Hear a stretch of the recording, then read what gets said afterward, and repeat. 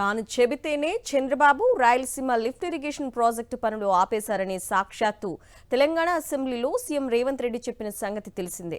ఈ వ్యాఖ్యలపై ముఖ్యమంత్రి చంద్రబాబు స్పందించకపోవడంతో సీమకు చెందిన మంత్రులు, టీడీపీ కూటమి ప్రజా ప్రతినిధులు ఇరకాటంలో పడ్డారు. చంద్రబాబు రహస్య ఒప్పందాల వల్ల తమ రాజకీయ భవిష్యత్తు ప్రశ్నార్థకంగా మారిందని ఆందోళన చెందుతున్నారు. శ్రీశైలం ప్రాజెక్టు నుంచి 800 అడుగుల స్థాయిలోనే తెలంగాణ సర్కార్ నీటిని తరలిస్తోంది. అయితే సరైన సామర్థ్యం లేక ఏపీ మాత్రం 854 అడుగుల స్థాయిలో నీటిని తీసుకువెళ్లాల్సిన దుస్థితి నెలకొంది. దీంతో నిత్యం కరువు కాటకాలతో తలడిల్లే రాయలసీమ ప్రాంతానికి తీవ్ర అన్యాయం జరుగుతోంది. ఈ అంతరాన్ని తగ్గించేందుకు, సీమ కష్టాలు తీర్చేందుకు దివంగత ముఖ్యమంత్రి వైఎస్ రాజశేఖర రెడ్డి పోతిరెడ్డిపాడు సామర్థ్యాన్ని 11,000 క్యూసెక్కుల నుంచి 44,000 క్యూసెక్కులకు పెంచారు. ఓ అడుగు ముందుకేసిన వైఎస్ఆర్ తనయుడు శ్రీ వైఎస్ జగన్మోహన్ రెడ్డి రాయలసీమ లిఫ్ట్ ఇరిగేషన్ ప్రాజెక్టుకు శ్రీకారం చుట్టారు. 3,850 కోట్ల రూపాయల వ్యయంతో ఎత్తిపోతల పనులు చేపట్టి శ్రీశైలం ప్రాజెక్టు నుంచి ప్రతిరోజు 3 టీఎంసీల నీరు తరలించేందుకు ఏర్పాట్లు చేశారు. ఈ పనులు దాదాపు 90% పూర్తయ్యాయి. ఇంతలో ఎన్నికలు రావటం, టీడీపీ కూటమి ప్రభుత్వం అధికారంలోకి రావడంతో రాయలసీమ లిఫ్ట్ ఇరిగేషన్ ప్రాజెక్టు పనులు ఎక్కడికక్కడ ఆగిపోయాయి. తాను చెబితేనే Chandrababu Rayalaseema lift irrigation project పనులు నిలిపివేశారని, ఇదంతా తన ఘనతేనని తెలంగాణ అసెంబ్లీలో సీఎం రేవంత్ రెడ్డి ప్రకటించారు. దీంతో సీమ ప్రయోజనాలను చంద్రబాబు తాకట్టు పెట్టారనే విషయం స్పష్టమైంది. ఒకే మారు 124 టీఎంసీలకు పెంచినా కూడా ఆనాడు దాన్ని అడ్డుకునే దాంట్లో కూడా పూర్తిగా కూడా వైఫల్యం చెందాడు.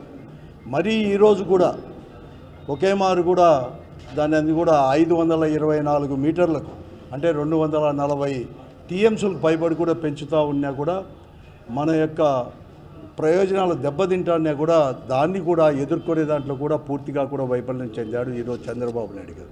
చంద్రబాబు ముఖ్యమంత్రి అయిన ప్రతిసారి రాయలసీమకు అన్యాయమే జరుగుతోందని, వైఎస్ జగన్ 90% పూర్తి చేసిన రాయలసీమ లిఫ్ట్ ఇరిగేషన్ ప్రాజెక్టు పనులు వెంటనే పూర్తి చేయాలని అనంతపురం జిల్లా వైఎస్ఆర్ కాంగ్రెస్ పార్టీ నేతలు డిమాండ్ చేస్తున్నారు.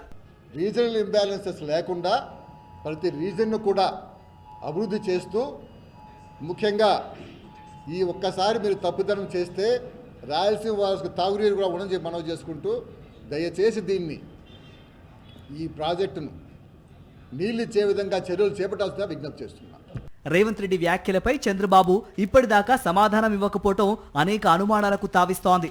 తెలంగాణ సీఎం వద్ద రాయలసీమ ప్రయోజనాలను ఎందుకు తాకట్టు పెట్టారన్న దానిపై విస్తృత చర్చ జరుగుతోంది.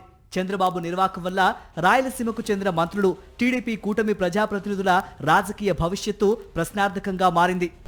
ఈరోజు ఈ ప్రాంత ప్రజలకు జలవనరుల విషయంలో ఏర్పడినటువంటి ప్రమాదం దృష్ట్యా రాబోయే కాలంలో ఈ ప్రాంత ప్రజలను చైతన్యవంతులు చేసి ప్రభుత్వాలపైన ఒత్తిడి తెచ్చి ప్రాంత ప్రయోజనాలు కాపాడాలనే ఉద్దేశంతోనే ఈ కార్యక్రమాలు చేస్తూ ఉన్నాం. చంద్రబాబు స్వార్థపూరిత విధానాలకు వ్యతిరేకంగా వైఎస్ఆర్ కాంగ్రెస్ పార్టీ పోరుబాట పట్టింది. ఇప్పటికే పోతిరెడ్డిపాడు వద్ద రైతులతో కలిసి బహిరంగ సభ నిర్వహించిన వైఎస్ఆర్సీపీ త్వరలో కడపలో మరో సమావేశం ఏర్పాటు చేసేందుకు సన్నాహాలు చేస్తోంది. ఉన్న కూటమి ప్రభుత్వం రాయలసీమ పట్ల శత్రుభావాన్ని కలిగి ఉంది. రాయలసీమ గురించి ఏమాత్రం ఆలోచించకుండా దానికి వ్యతిరేకమైన నిర్ణయాలు తీసుకుంటూ ఉన్నారు. రాయలసీమ ఎత్తిపోతల పథకాన్ని ఆపేయాలి, మీరు ఆపేయండి అని ఆయన చెప్పడం, మన ముఖ్యమంత్రి గారు తల ఊపడం, పనులు ఆపేయడం, చివరికి ఇంకా చాలా దూరం వెళ్ళి ఆయన రాయలసీమ ప్రజలకు క్షమాపణ చెప్పాల్సింది పోయి రాయలసీమ ఎత్తిపోతల పథకం దేనికి పనికొస్తుంది 20 టీఎంసీల నీళ్ళు అనే విధంగా మాట్లాడడం అన్నది ఇక్కడ మనం అందరం గమనించాలి. రాయలసీమ లిఫ్ట్ ఇరిగేషన్ ప్రాజెక్టు పనుల పూర్తి కోసం రైతుల ఉద్యమం తీవ్రమైతే టీడీపీ కూటమి నేతలు బయట తిరగలేరని, అంతా అజ్ఞాతంలోకి వెళ్లాల్సిందే అనే అభిప్రాయం వ్యక్తమవుతోంది.